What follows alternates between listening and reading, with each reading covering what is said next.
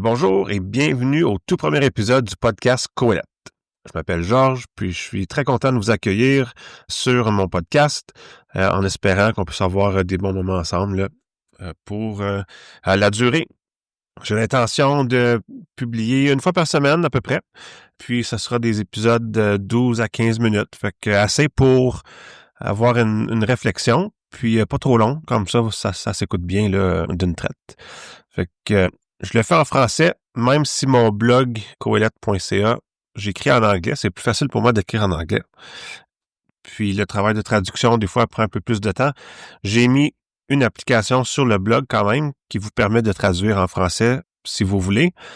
C'est pas toujours comme parfait comme traduction, mais c'est quand même pas si pire. Mais vraiment, c'est le podcast qui me permet de m'adresser à vous là, dans ma langue.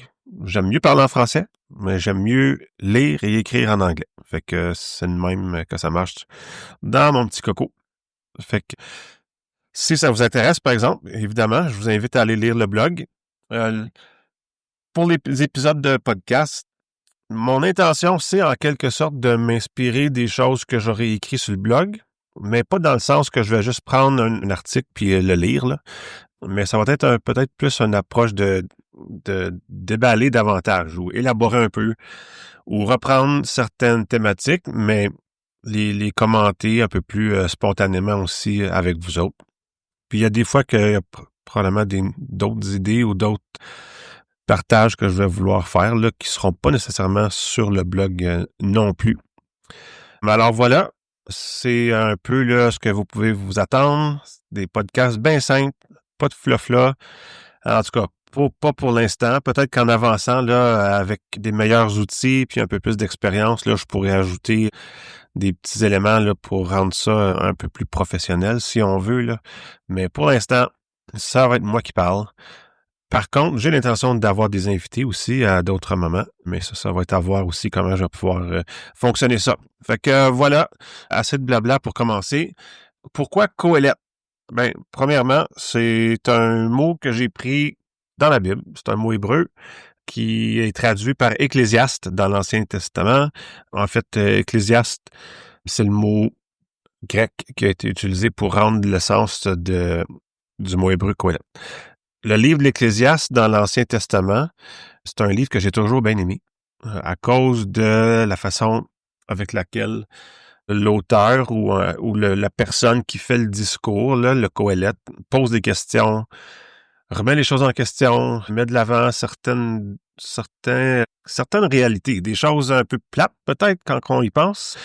Puis c'est pour ça que le thème, dès le départ, dans ce livre-là, c'est vanité de vanité. Tout est vanité.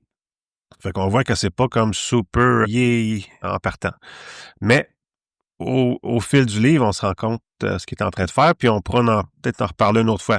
Mais pour l'instant, c'est juste pour dire le nom du podcast puis du blog, c'est là que je l'ai pris. Puis le Coëlette, le sens du mot en tout cas, puis on s'est rendu dans Ecclésiaste, dans le mot ecclésia, qui est utilisé pour le mot église. Donc, puis l'église, c'est un rassemblement, c'est pas l'idée de se rassembler dans un bâtiment, là, comme on le pense souvent, là, mais c'est un ensemble de personnes, c'est un groupe qui est rassemblé autour d'une personne, dans le cas de l'Église, qui est Jésus. Puis le Coëlette, c'est comme un discours qui rassemble les gens, c'est pour faire réfléchir. Puis c'est un peu ça l'idée, pourquoi j'ai pris ça. Fait que c'est toujours un peu l'arrière-plan de mes réflexions. Je veux regarder les questions de la vie, toujours à travers le filtre de la foi, ou en tout cas en principe, mais en explorant les tensions. Alors, moi, j'aime les tensions, j'aime vivre dans les tensions, pas dans le sens que je cours après, là, mais parce que en général, je dirais que la vie sur Terre, c'est une vie dans les tensions, toujours entre des choses qui nous tirent d'un bord ou de l'autre. Puis on est toujours en train de figurer comment se situer là-dedans, quelle posture on doit prendre. Fait que c'est un peu ça l'idée. Puis, l'objectif, c'est de dire, mais comment est-ce que dans tout ça, on peut se trouver un sens? Comment on peut trouver la grâce? Comment on peut trouver une paix au cœur du désordre, au cœur du chaos de nos vies? Parce que oui, la vie est belle, mais elle est aussi un peu embrouillée. On jongle avec nos relations, on jongle avec nos échecs, nos réussites, nos inquiétudes, etc. Puis au travers de tout ça, ben, on cherche souvent un fil conducteur. Je voudrais en profiter aussi pour faire une petite plug pour mes e-books que j'ai commencé à publier en ce moment. J'en ai 2 en anglais, puis un des 2 que j'ai traduit en français. Puis j'aimerais traduire toutes les avoir dans les 2 langues là, en avançant, mais comme je disais, c'est un peu plus de travail, puis j'ai pas nécessairement le temps toujours, ni l'argent pour payer quelqu'un pour faire ça. Mais j'ai des petites séries dans le blog, ou non, mais les petits e-books, c'est vraiment court, c'est 5 jours de réflexion, un genre de petit cahier là, pour utiliser dans ton temps là, personnel quand tu t'assois pour réfléchir, pour prier, pour être avec Jésus. Donc, c'est court, c'est simple, c'est tangible, c'est pratique. Écoute, je les donne quasiment là à 3 en ce moment. C'est juste question d'essayer de récupérer ce que ça me coûte là, de faire ces choses-là. Fait que je vous invite à visiter encore là coalette.ca, le Q Store, où est-ce que vous pouvez les acheter. Ils sont aussi disponibles sur Amazon. Si vous cherchez pour les titres-là, je les afficherai dans la description du podcast, si je figure comment faire ça. Alors voilà. Le thème qui m'intéresse le plus comme point de départ pour le podcast, c'est justement un sur lequel j'ai écrit sur le blog pendant l'été. J'ai un des petits e-books aussi là, que j'ai publié là-dessus. Puis c'est celui de la prière. Puis c'est drôle parce que il y a pas si longtemps que ça, si on m'avait dit hey, Georges, ça t'intéresse-tu de parler de la prière puis d'écrire là-dessus, j'aurais dit ben non, pas vraiment là. Puis vous allez peut-être découvrir pourquoi là au fil du temps, là, à travers les épisodes ou en me lisant. Ceux qui me connaissent, vous avez peut-être une petite idée. Mais en tout cas, la prière, c'est pas quelque chose qui est dans les dernières années, disons, dernière douzaine d'années, qui a été très, très intéressant pour moi. Mais surtout depuis le début janvier, là, c'est quelque chose qui m'a animé un peu plus dans ma vie personnelle, dans certaines lectures que j'ai faites, un peu comme redécouvrir ce que c'est la prière, puis comment ça peut se vivre. Fait que on va parler de ça un petit peu dans les prochains épisodes. Ça reste à voir combien il y en aura, mais le petit e-book, lui, il y a 5 jours de ça qui adresse le sujet de différents angles.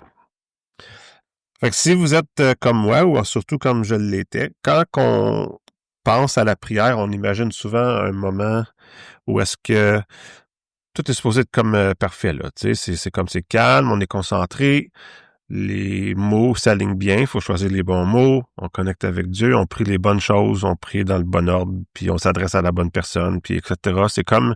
Puis ça, c'est lourd un peu ou c'est compliqué. Si vous avez grandi dans l'Église comme moi, ben on a aussi beaucoup là, un modèle de la prière là, qui est genre réunion de prière, parce que je sais pas, on dirait depuis que je suis jeune, on dit toujours, on prend toujours le même exemple exagéré mais c'est comme on prie pour l'ongle incarné de ma tante Gertrude, genre. Là. Fait que tu sais, c'est comme pas super interpellant. Fait que moi, en tout cas, je peux pas parler pour vous autres, mais pour moi, la prière, c'est souvent l'obstacle premier, c'était que je n'étais pas capable de rester concentré. Tu sais, plus que quelques minutes. Mes pensées divaguent, je vais de gauche à droite, j'essaie de me concentrer, j'essaie de m'adresser à Dieu, j'essaie de mettre mes idées en ordre, puis là, hop, tout d'un coup, là, je suis en train de penser à quelque chose d'autre que j'ai fait hier, ou quelque chose que j'ai le goût de faire tantôt, ou j'ai faim, ou je ramasse mon téléphone même, je commence à regarder mon téléphone, puis après, je suis comme, mais voyons, qu'est-ce que je fais là? Regarder mon téléphone. Fait que tu sais, j'ai les pensées éparpillées. On commence une prière, 2 secondes plus tard, on pense à l'épicerie, un courriel, un souvenir qui surgit de nulle part. Puis, moi, en tout cas, ce que je finissais par retenir de ça ou apprendre de ça, c'est que, hey, moi, je suis vraiment nul à prier. C'est comme, j'ai de la misère à faire ça. Ça marche pas, c'est plate. C'est comme, j'ai pas besoin là, de faire ça. Mais, évidemment, j'ai réalisé quelque chose dans les derniers mois qui m'ont vraiment aidé, puis qui ont transformé la façon que je navigue à travers ces distractions-là, si on veut. Fait qu'au lieu de voir les distractions dans la prière comme des échecs, je les vois plus comme des portes ouvertes. Ces distractions-là, au lieu d'être des obstacles ou au lieu d'être une démonstration de quel point je suis nul à prier, en fait, ça devient des occasions pour connecter avec Dieu. Donc, un des posts que j'ai mis sur le blog, dans l'idée de repenser la prière, ce que j'ai proposé là, c'est de voir nos distractions comme des invitations. Fait que quand notre esprit vagabonde, peut-être que Dieu attire justement notre attention sur un domaine précis dans notre vie. Fait qu'au lieu de repousser la distraction, au lieu de se sentir mal parce qu'on est distrait, ben pourquoi pas transformer ces distractions-là en prière? Pourquoi pas les voir comme étant, ben, si c'est ça qui préoccupe mes pensées en ce moment, ben, peut-être que c'est de ça que j'ai besoin de jaser avec Dieu. Tu sais, même si c'est quelque chose d'aussi banal que l'épicerie, pourquoi ça me préoccupe, là, l'épicerie? C'est-tu à cause des finances? C'est-tu juste parce que j'ai un horaire chargé puis je ne sais pas c'est quand je vais réussir à la faire? C'est parce que ça me tente pas? C'est parce que ça me stresse? C'est parce que je suis tanné de la faire, l'épicerie? Comme, tu sais, si on s'arrête puis on explore un peu ces distractions-là, ça peut être très intéressant de découvrir, ben, c'est quoi qui est derrière ça? Fait que, par exemple, si en priant, je pense soudainement à une personne que j'ai pas appelée depuis longtemps, ben, plutôt que de me dire que je suis en train de perdre le fil de ma prière, ben, pourquoi pas juste prier pour cette personne-là? Si une inquiétude surgit, ben, pourquoi pas juste prendre le temps de la considérer, cette inquiétude-là, puis de la confier à Dieu. Puis même de me pencher dessus un peu, si je suis capable de me concentrer assez longtemps, puis dire, ben, pourquoi ça m'inquiète, ça?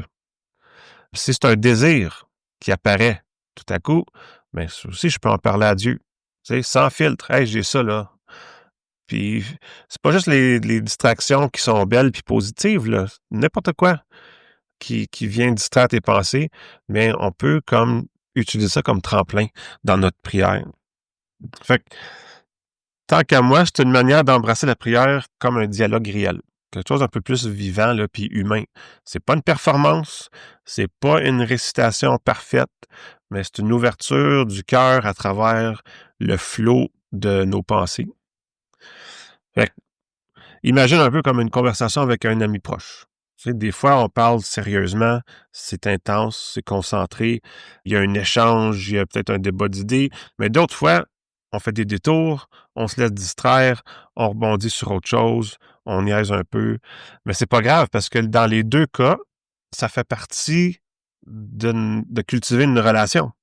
C'est pas moins authentique quand on est un peu plus à la surface, là, ou dans les choses superficielles, que quand on est dans des choses plus profondes. C'est juste une différente place de nos vies qui sont tout autant réelles l'une que l'autre. Fait que Dieu n'attend pas de nous une prière là, parfaite. Il attend une relation vivante. C'est ça qu'il veut. Ça inclut nos distractions, ça inclut nos hésitations, ça inclut nos détours. Fait que je vous invite à un exercice simple. La prochaine fois que vous allez prier, puis si c'est pas quelque chose que vous faites souvent pour quelque raison que ce soit, ben peut-être à essayer. Puis en priant, ben faites juste y aller avec ce qui vous vient à l'esprit, distraction incluse. Au lieu de rejeter la distraction, puis d'essayer de forcer quelque chose qui n'est pas là, mais accueille la distraction. Demande-toi, Seigneur, est-ce que cette pensée est une invitation à t'en parler? Puis, laissez-la devenir une prière. Puis, je pense que vous allez voir que vos temps de prière vont peut-être prendre une couleur nouvelle, moins contraignante, plus libre, puis plus vraie. Ça va vous ressembler, ça va être vos couleurs avec Dieu. Fait que voilà, c'est un premier pas dans ce que nous allons explorer ensemble là, au fil des prochains épisodes. Une vie de foi qui n'est pas une performance, mais un chemin de grâce et d'authenticité avec Dieu. Je vous remercie d'avoir été là aujourd'hui. Comme je l'ai dit tantôt, je vous invite à consulter mes e-books, à aller sur le blog pour lire un peu ce qui se passe là. Puis, on va se retrouver ensemble de nouveau pour l'épisode numéro 2 la semaine prochaine. Mardi, ça va être quoi ça? On est le 30 septembre, là, mardi le 7 octobre. En tout cas, vous verrez bien quand ça va sortir. Fait que merci. Bye tout le monde. Bonne journée.